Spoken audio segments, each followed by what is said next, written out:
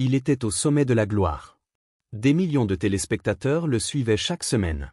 Son visage ornait les couvertures de magazines dans le monde entier. Et pourtant, du jour au lendemain, il a tout abandonné. Il a quitté Hollywood, traversé un continent entier, et s'est évaporé dans l'ombre. Quand on l'a retrouvé, il était trop tard. Aujourd'hui, sa fille brise enfin le silence sur ce qui s'est vraiment passé. Bienvenue sur Découverte Ultime, la chaîne où les mystères des plus grandes légendes hollywoodiennes sont enfin révélés. Si vous aimez plonger dans les coulisses fascinantes et troublantes des stars qui ont marqué l'histoire, vous êtes au bon endroit. Abonnez-vous et activez la cloche pour ne rien manquer. Aujourd'hui, nous allons parler d'un homme que des générations entières ont adoré. Un héros masqué qui faisait vibrer les écrans dans les années 50, puis un explorateur spatial qui fascinait les familles dans les années 60. Cet homme, c'est Guy Williams. Mais derrière le masque et le costume d'astronaute se cachait une histoire bien plus complexe qu'on ne l'imaginait. Une histoire de désillusion, de richesse cachée, et d'un exil volontaire qui reste, encore aujourd'hui, entouré de zones d'ombre. Pour comprendre ce qui a poussé Guy Williams à fuir Hollywood, il faut d'abord revenir à ses débuts. Car contrairement à beaucoup de stars de son époque, cet homme n'est pas né dans le luxe. Loin de là. Son vrai nom ? Armando Joseph Catalano. Il voit le jour en janvier 1924, dans le quartier de Washington Heights, à New York. Ses parents, des immigrés siciliens, vivent dans la précarité. Son père, Attilio, vend des assurances pour joindre les deux bouts. Sa mère, Clara, fait tout pour maintenir la famille à flot. À cette époque, personne n'aurait pu imaginer que ce petit garçon aux origines modestes allait devenir l'un des visages les plus reconnaissables de la télévision américaine. Dès son plus jeune âge, Armando se distingue. À l'école, il excelle en mathématiques. Plus tard, il s'inscrit dans une académie militaire où il découvre deux passions, le football américain et les échecs. Mais ce qui le fascine vraiment, c'est autre chose. Ce qui le fait rêver, c'est le cinéma. Il veut devenir acteur. Et avec son physique avantageux et son 1m90, il a tous les atouts pour y arriver. Sauf que sa mère ne voit pas les choses du même œil. Pour elle, ce rêve est une folie. La famille attend d'Armando qu'il suive les traces de son père, qu'il devienne un homme respectable avec un métier stable. Mais le jeune homme en a décidé autrement. Pendant la Seconde Guerre mondiale, il travaille comme soudeur, puis comme inspecteur de pièces d'avion. Une fois la guerre terminée, il devient vendeur dans un grand magasin. Mais son vrai objectif, lui, reste inchangé. Alors, il prend une décision audacieuse, il envoie ses photos à une agence de mannequins. Et là, tout bascule. Son visage photogénique attire immédiatement l'attention. Ses clichés se retrouvent dans les journaux, les magazines prestigieux, sur les panneaux publicitaires. Mais il y a un problème. Son nom. Armando Catalano sonne trop étranger, trop italien pour l'Amérique des années 40. Son agent le convainc alors de changer d'identité. Armando devient Guy. Catalano devient Williams. Un nom plus commercial, plus acceptable pour une industrie qui préfère gommer les origines ethniques. En 1946, il signe son premier contrat avec la MGM et déménage à Hollywood. Son premier rôle notable ? Celui d'un bombardier dans un film sur la bombe atomique. Mais après quelques apparitions mineures, sa carrière stagne. Il retourne à New York, déçu mais pas découragé. C'est là qu'il rencontre Janice Cooper, un mannequin talentueux. Il tombe amoureux, se marie en 1948 et fonde une famille. 2 enfants naîtront de cette union, Guy Jr. et Tony. Tous 2 suivront, plus tard, les traces de leur père dans le monde du spectacle. Mais pour Guy Williams, le vrai tournant de sa vie est encore à venir. Et il portera un nom que personne n'oubliera jamais, Zorro. En 1957, Walt Disney cherche un acteur pour incarner un héros légendaire, Zorro. Un justicier masqué, élégant, charismatique, qui défend les opprimés dans la Californie espagnole du début du XIXe siècle. Disney a besoin de quelqu'un qui sache se battre à l'épée, qui ait de l'allure, et surtout, qui dégage ce charisme magnétique à l'écran. Guy Williams se présente à l'audition. Et il est parfait. Grand, séduisant, excellent escrimeur. Il obtient le rôle. Mais il y a un détail qui intrigue Disney, l'accent espagnol que Guy utilise pour le personnage.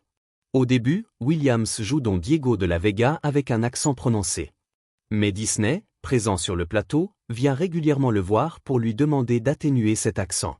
Jour après jour, Williams ajuste sa performance. Jusqu'au moment où Disney cesse de venir le corriger. C'est à ce moment-là que Guy comprend, il a trouvé le ton parfait. Zorro devient un phénomène instantané.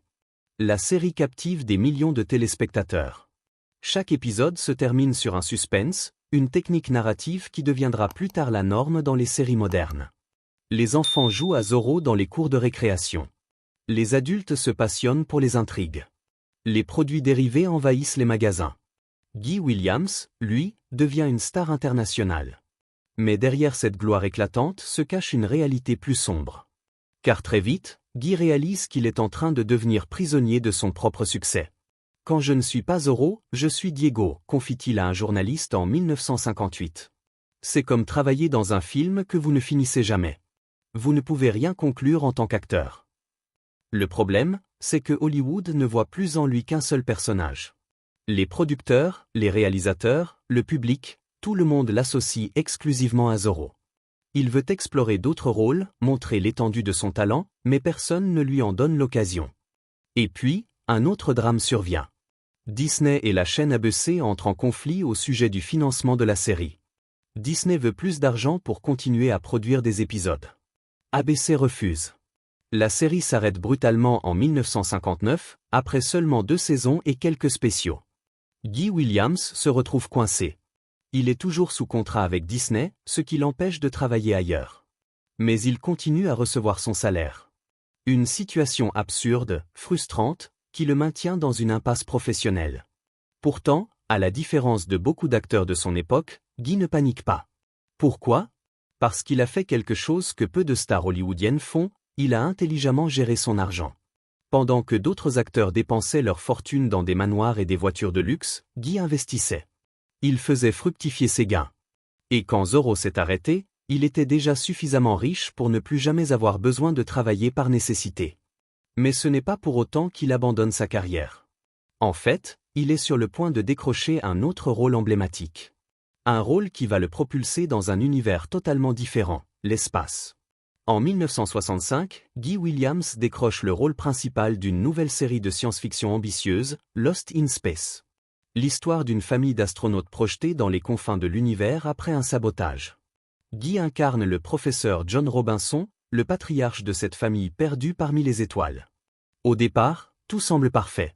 C'est exactement le genre de rôle dont il avait besoin pour se détacher de l'image de Zorro. Un personnage sérieux, un père de famille responsable, un scientifique brillant. Enfin, il va pouvoir montrer une autre facette de son talent. Mais très vite, les choses dérapent. Car les producteurs de la série remarquent quelque chose d'inattendu. Le public préfère les personnages secondaires. Le Dr Smith, cet antagoniste comique interprété par Jonathan Harris. Le jeune Will Robinson. Et surtout, le robot avec ses célèbres cris d'alarme, « Danger ! Danger !» Les scénaristes décident alors de recentrer toute la série sur ce trio. Le professeur John Robinson, pourtant censé être le héros principal, se retrouve relégué au second plan. Épisode après épisode, Guy Williams a de moins en moins de répliques. De moins en moins de scènes importantes. Il devient presque un figurant. Imaginez la frustration. Vous êtes engagé comme tête d'affiche d'une série, et on vous transforme en élément de décor. Pour un acteur de la trempe de Guy Williams, habitué à porter des productions entières sur ses épaules, c'est une humiliation. Mais contrairement à beaucoup de ses collègues, Guy ne se plaint pas publiquement. Il ne fait pas de scandale sur le plateau. Il ne critique pas les producteurs dans la presse. Il garde tout pour lui. Ou presque. Car en privé, il exprime ses frustrations au producteur Irwin Allen, qui tente de lui offrir quelques épisodes où son personnage retrouve une place centrale. Mais ce n'est jamais suffisant.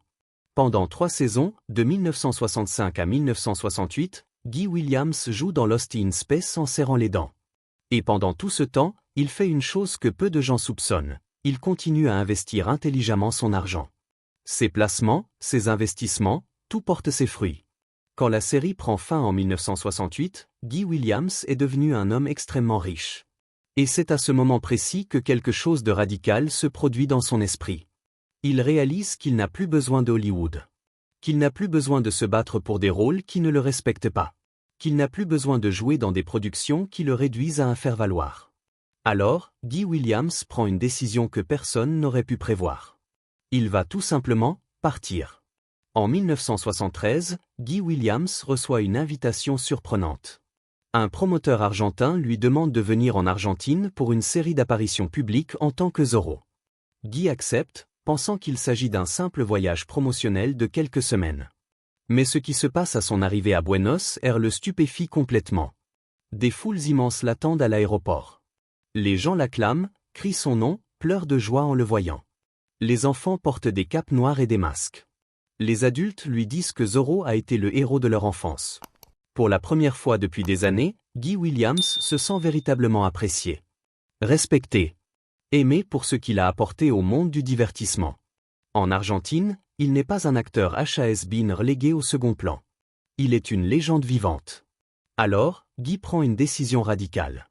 Il ne rentre pas aux États-Unis. Il s'installe en Argentine. De façon permanente. Sa famille, restée en Amérique, ne comprend pas vraiment. Ses amis sont perplexes. Hollywood, lui, ne semble même pas remarquer son absence. Personne ne lui court après. Personne ne lui propose de nouveaux rôles. C'est comme si l'industrie l'avait déjà oublié. Mais pour Guy, c'est exactement ce qu'il voulait. En Argentine, il trouve un équilibre parfait. Il participe à des spectacles en direct, incarne Zorro lors d'événements spéciaux, donne des interviews. Mais surtout, il vit tranquillement, loin des projecteurs étouffants de Hollywood, loin des déceptions et des humiliations. En 1983, son mariage avec Janice prend fin après 35 ans de vie commune. Ils se séparent, mais sans haine, sans scandale. Guy continue sa vie en Argentine, profitant de sa richesse, de sa liberté, et de l'affection d'un peuple qui ne l'a jamais oublié. Et puis, en 1989, quelque chose de tragique se produit. Guy Williams cesse soudainement de donner des nouvelles. Personne ne le voit plus. Personne ne l'entend plus. Le 6 mai 1989, on découvre son corps dans son appartement de Buenos Aires. Il est mort depuis une semaine. La cause ? Un anévrisme cérébral.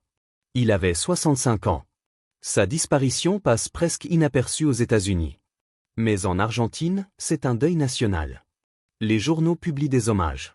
Les gens pleurent dans les rues. L'acteur Fernando Lupiz, une star locale, s'assure que les cendres de Guy soient conservées au cimetière de la Recolta, un honneur habituellement réservé aux acteurs argentins. 2 ans plus tard, en 1991, le fils de Guy, Steven, récupère les cendres de son père et accomplit son dernier souhait, les disperser dans l'océan Pacifique à Malibu et dans les montagnes de Californie. Les lieux où Guy avait été heureux. Les lieux qu'il n'avait jamais vraiment quittés dans son cœur. Alors, pourquoi Guy Williams a-t-il vraiment quitté Hollywood? Pourquoi cet homme, au sommet de sa gloire, a-t-il décidé de tout abandonner pour vivre dans un pays étranger? La vérité, c'est que personne ne connaît vraiment la réponse complète. Même sa fille, même ses proches n'ont jamais eu d'explication définitive. Mais une chose est certaine, Guy Williams n'était pas un homme comme les autres. Là où beaucoup d'acteurs se seraient battus désespérément pour rester sous les projecteurs, lui a choisi de partir. Là où d'autres auraient dilapidé leur fortune, lui a construit une sécurité financière qui lui a permis de vivre selon ses propres règles.